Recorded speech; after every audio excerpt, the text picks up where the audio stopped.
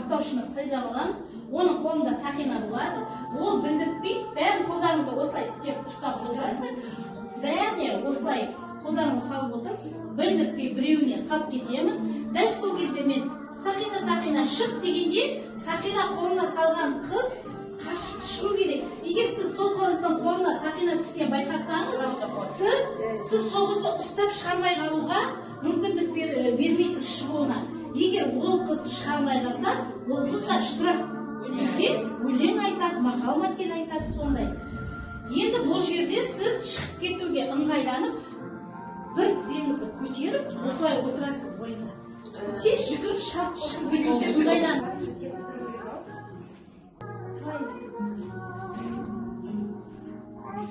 Сақина шық! Енді ойынды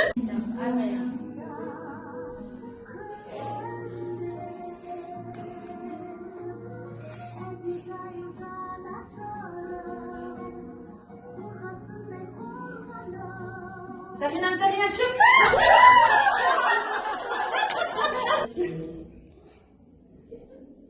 Кімге салады? Кімге салады екен? Маған салады десең. Ойына ұтып алған естерінде мен саған сұрақ қойғым келіп тұр, яғни қазақтың ұлттық киімдеріне қатысты. Бізде қыз баланы сөмкелесімен орамалдың қандай айырмашылығы бар? Сөмкелені қыз бала тұрмысқа шыққан кейін киеді, орамалды келін болып түскеннен кейін